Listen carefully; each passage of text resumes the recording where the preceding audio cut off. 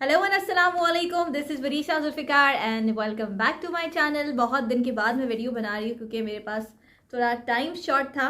और आज हम बात करेंगे स्टूडेंट वीज़ा के हवाले से। किसी भी कंट्री के लिए अगर आप स्टूडेंट वीज़ा अप्लाई करना चाहते हैं तो उसके लिए बेसिक डॉक्यूमेंट्स कौन से हैं जो आपको रिक्वायर्ड होंगे। इस वीडियो में मैं आपको ये बताऊँगी कि कौन कौन से डॉक्यूमेंट्स रिक्वायर्ड होंगे, और नेक्स्ट कुछ वीडियोज़ में मैं आपको ये बताऊँगी कि कौन सा डॉक्यूमेंट आपको कैसे मिलेगा, कहाँ से मिलेगा और कितने पैसे आपको खर्च करने पड़ेंगे। दूसरी चीज़ ये कि ऑल ओवर द वर्ल्ड आप एज स्टूडेंट किसी भी कंट्री में जब आप अप्लाई करते हैं तो उनके अपने अपने अलग अलग टर्म्स एंड कंडीशंस होते हैं, लेकिन मैंने ये जो लिस्ट आउट किए हैं डॉक्यूमेंट्स, ये वो डॉक्यूमेंट्स हैं जो आपको अप एंड डाउन कमोबेश चाहिए ही होते हैं। तो पहले हम इन डॉक्यूमेंट्स की बात कर लेते हैं, उसके बाद इंडिविजुअली मैं आपको अगली वीडियोस में ये बताती जाऊंगी कि किस कंट्री के लिए कौन से डॉक्यूमेंट्स रिक्वायर्ड है। सबसे पहले तो आपको ये देखना है कि आपको किस कंट्री के लिए अप्लाई करना है और उसके एडमिशन्स कब आ रहे हैं। स्पेशली अगर हम यूरोप की बात करें तो यूरोप में सितंबर, अक्टूबर और नवंबर का इनटेक होता है। यानी कि अगर आप दिसंबर में अप्लाई करते हैं तो पूरा एक साल आपको डॉक्यूमेंटेशन में लग जाता है। फिर जब आप एडमिशन के लिए अप्लाई करते हैं तो फिर वहाँ से रिस्पांस आता है, उसके बाद आपका प्रोसेस आगे बढ़ता है। कोशिश ये करें कि जिस यूनिवर्सिटी में भी अप्लाई करें वो यूनिवर्सिटी रिलायबल हो और गवर्नमेंट से एफिलेटेड हो, रिकग्नाइज्ड हो। ऐसा ना हो कि आपके पैसे ज़ाया हो जाएं, क्योंकि आपको रजिस्ट्रेशन फ़ीस देनी होगी और कुछ केसेस में आपको सेमेस्टर फ़ीस भी जमा करवानी होती है वीज़ा अप्लाई करने से पहले। अच्छा, जब आप एडमिशन डाल देते हैं तो उसके बाद दूसरा स्टेप ये होता है कि आपको अपने डॉक्यूमेंट प्रिपेयर करने हैं। जब आपके तमाम से डॉक्यूमेंट प्रिपेयर हो जाते हैं तो फिर आप अपना वीज़ा अप्लाई करते हैं। और जब हम डॉक्यूमेंट्स की प्रिपरेशन की बात करें तो सबसे पहला जो हमारा काम है वो ये है कि हमारे जितने भी एकेडमिक डॉक्यूमेंट्स हैं, जो एजुकेशनल डॉक्यूमेंट्स हैं, वो कंप्लीट होने चाहिए मैट्रिक से लेकर मास्टर्स तक। और अगर आपने मास्टर्स से आगे एमफिल किया है, पीएचडी किया है तो उसकी डिग्री और उसका ट्रांसक्रिप्ट या मार्कशीट, आप जो भी उसको कहते हैं, वो आपके पास होनी चाहिए। आपको अपनी मैट्रिक की मार्कशीट और अपना मैट्रिक का सर्टिफिकेट, अपनी इंटर की मार्कशीट, इंटर का सर्टिफिकेट, इंटर बोर्ड और मैट्रिक बोर्ड से उसको आपने अटैच करवाना होगा। उसके बाद आप उसको IBCC से भी अटैच करवाएंगे, inter board committee of chairman IBCC। वहाँ उस डिपार्टमेंट पे आप अपने डॉक्यूमेंट्स भेजेंगे और उसके बाद वो आपको अटैच करके वेरीफाई करके आपके डॉक्यूमेंट्स भेज देंगे। HEC से आपने अपने ग्रेजुएशन, मास्टर्स, अगर आपने एमफिल किया है, आपने PhD किया है तो आप उसकी मार्कशीट और उसके साथ साथ उसकी डिग्री को अटैच करवाएंगे, वेरीफाई करवाएंगे। उसके बाद ये सारे डॉक्यूमेंट्स जाएंगे मुफा में, मिनिस्ट्री ऑफ फॉरेन अफेयर में, और वहाँ से ये तमाम डॉक्यूमेंट्स अटैच्ड होकर आपके पास आ जाएंगे। तो जो आपके एजुकेशनल डॉक्यूमेंट्स थे उसकी वेरिफिकेशन आपने सबसे, आपका पहला स्टेप है ये आपने करवानी है। IELTS की अगर हम बात करें तो IELTS के आपको जो स्कोर चाहिए होते हैं वो एटलीस्ट 6.0 होना चाहिए। कुछ यूनिवर्सिटीज़ इससे कम स्कोर भी एक्सेप्ट कर लेती हैं, लेकिन कुछ यूनिवर्सिटीज़ इससे ज़्यादा स्कोर मांगती हैं। तो 6.0 स्कोर आपका होना ही चाहिए।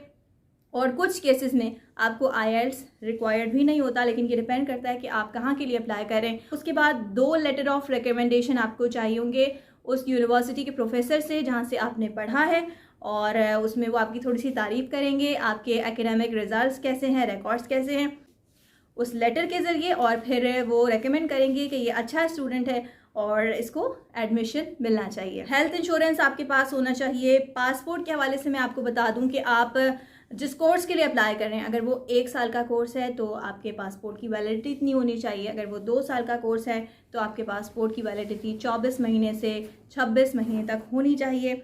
फिर आ जाता है वीज़ा फॉर्म। वीज़ा फॉर्म आपको ऑनलाइन मिल जाता है, आप उसका प्रिंट निकाल सकते हैं और उसके बाद वो आपकी एप्लीकेशन के साथ अटैच हो जाता है। बैंक स्टेटमेंट, अगर आपको कोई स्पॉन्सर कर रहा है तो वो आपको ऑब्वियसली बहुत ज़्यादा चाहिए होता है। और अगर आप खुद अपने आप को स्पॉन्सर कर रहे हैं, आप अपने बैंक स्टेटमेंट पर जा रहे हैं, अपना खर्चा खुद उठा रहे हैं, तो भी आपका बैंक स्टेटमेंट एटलीस्ट 30 लाख से ऊपर होना चाहिए। कुछ यूनिवर्सिटीज़ और कुछ कंट्रीज़ में ऐसा रूल होता है कि आपको ब्लॉक अकाउंट देना होता है। अगर हम जर्मनी की बात करें, अगर हम कनाडा की बात करें, ब्लॉक अकाउंट मीन्स एक सर्टेन अमाउंट आपसे डिमांड किया जाएगा और वो अमाउंट आप एक अकाउंट खुलवाएंगे उस कंट्री में, और वो तमाम तर अकाउंट में आपका पैसा चला जाएगा और फिर वो आहिस्ता आहिस्ता उस पैसे को रिलीज़ कर देते हैं और फिर वो आपको आहिस्ता आहिस्ता मिलता रहता है। वो बस एक गारंटी होती है कि आपके पास इतना पैसा है और आप अपने आप को अफोर्ड कर सकते हैं। कुछ केसेस में पुलिस कैरेक्टर सर्टिफिकेट भी चाहिए होता है और कुछ यूनिवर्सिटीज़, कुछ कंट्रीज़ डिमांड नहीं करती, बट ये भी एक डॉक्यूमेंट है जो आपको बनवाना पड़ता है।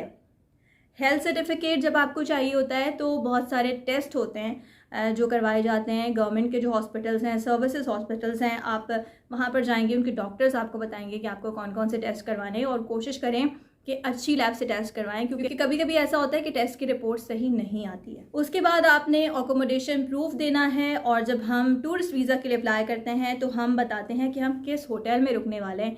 जब हम स्टूडेंट वीज़ा के लिए अप्लाई करते हैं तो फिर हम उनको ये प्रूफ देते हैं कि हम किस हॉस्टल में रुकने वाले हैं, कितने टाइम के लिए रुकेंगे। और जैसे booking.com से आप होटल्स बुक करवाते हैं, इसी तरह से बहुत आसानी से होटल्स की तरह हॉस्टल्स भी बुक हो जाते हैं। तो आप हॉस्टल बुक करवा लीजिए और उसका जो प्रूफ है वो आपकी वीज़ा एप्लीकेशन के साथ जाएगा। कन्फर्म टिकट्स आपकी जाएंगी, FRC जाएगा। अगर आप मैरिड हैं तो आपके दोनों FRCs लगेंगे, और अगर आप मैरिड नहीं हैं तो आपका वो FRC लगेगा जो आपके फादर से कनेक्टेड है। अब हम बात कर लेते हैं उन रीजंस की जिनके बेस पर आपका वीज़ा रिजेक्ट हो सकता है। सबसे पहले इनसफिशिएंट बैंक अकाउंट। अगर आपके बैंक अकाउंट में इतना पैसा नहीं है कि आप वीज़ा ऑफिसर को सेटिस्फाई कर सकें तो आपका जो वीज़ा है वो डेफिनेटली रिजेक्ट हो जाएगा। अगर आपका जो डॉक्यूमेंट्स हैं, कोई डॉक्यूमेंट आपने फेक लगाया है या इनकम्प्लीट डॉक्यूमेंट है, इनकम्प्लीट डॉक्यूमेंट पर कभी कभी वो आपको कॉल करके कहते हैं कि आपका ये डॉक्यूमेंट इनकम्प्लीट है, तो आप ये डॉक्यूमेंट हमें प्रोवाइड कर दें। और समटाइम्स ऐसा होता है कि आपको कॉल नहीं आती और इस बेस पर आपका वीज़ा रिजेक्ट हो जाता है। इसलिए जब आप अपनी फ़ाइल कंप्लीट करें तो चेक एंड बैलेंस रखें कि कोई चीज़ इनकम्प्लीट ना हो या कोई चीज़ मिसिंग ना हो। अगर आपने जो डॉक्यूमेंट्स अपने अटैच करवाए हैं, वेरीफाई करवाए हैं, उसमें कोई फ्लॉ होता है तो भी चांसेस होते हैं कि आपका वीज़ा रिजेक्ट हो जाएगा। यूनिवर्सिटी के बारे में जैसा मैंने आपको बताया कि अगर यूनिवर्सिटी रिलायबल नहीं होती, गवर्नमेंट एफिलेटेड नहीं होती, तो आपका वीज़ा रिजेक्ट हो सकता है। अगर आपकी पासपोर्ट की वैलिडिटी कम होती है तो आपका वीज़ा एप्लीकेशन एक्सेप्ट नहीं होता। आपको कहा जाता है कि पहले आप अपना पासपोर्ट रिन्यू करवाएं और उसके बाद आप एप्लीकेशन दें। अगर वीज़ा ऑफिसर को ये डाउट होता है कि आप वापस नहीं आएंगे, आप पढ़ने के लिए नहीं जा रहे हैं बल्कि वहाँ पर स्लिप होने के लिए जा रहे हैं, किसी भी तरह से ये डाउट हो सकता है। इसलिए जब आप अपना केस पुट अप करते हैं तो अपने टाइज स्ट्रॉन्ग शो करें, ये बहुत ज़रूरी है, वरना आपका केस रिजेक्ट हो सकता है। और दूसरी चीज़ ये है कि अगर आप ये सोचते हैं कि यार मैं इटली जा रहा हूँ या स्पेन जा रहा हूँ तो मैं कोई लैंग्वेज कोर्स के लिए अप्लाई करूँ, तो इस रीज़न पर भी वीज़ा रिजेक्ट हो सकता है कि अगर आपने लैंग्वेज कोर्स करना है तो आप ऑनलाइन भी कर सकते हैं, आप अपनी कंट्री में रहकर भी कर सकते हैं, क्योंकि लैंग्वेज कोर्सेज बहुत सारी अकेडमीज़ करवा रही होती हैं, तो इस बेस पर भी आपका वीज़ा रिजेक्ट हो सकता है। कुछ कंट्रीज़ में आपको लीगलाइजेशन भी करवानी होती है, अपने डॉक्यूमेंट्स की ट्रांसलेशन भी करवानी होती है, लेकिन ये वो बेसिक डॉक्यूमेंट्स थे जो आपको कमोबेश हर यूनिवर्सिटी में केस पुट अप करने से पहले चाहिए होते हैं। अब हम बात करेंगे नेक्स्ट वीडियो में कि कौन सा डॉक्यूमेंट आपको कहाँ से मिलेगा, और फिर मैं आपको ये बताती जाऊँगी कि अगर आप यूरोप की किसी यूनिवर्सिटी में अप्लाई कर रहे हैं तो कौन कौन से डॉक्यूमेंट्स किस यूनिवर्सिटी के लिए और किस कंट्री के लिए रिक्वायर्ड है, तो आपको वीज़ा अप्लाई करने में आसानी होगी। ये वो इन्फॉर्मेशन थी जो मैं आज आपसे शेयर करने जा रही थी। नेक्स्ट वीडियो में मैं आपको ये बताऊंगी कि टर्की का TRC कैसे हासिल करना है और TRC और ब्लू कार्ड में क्या डिफरेंस है। सो मेरे चैनल को लाइक कीजिए, सब्सक्राइब कीजिए, शेयर कीजिए। अपना बहुत ख्याल रखिए। अल्लाह हाफ़िज़।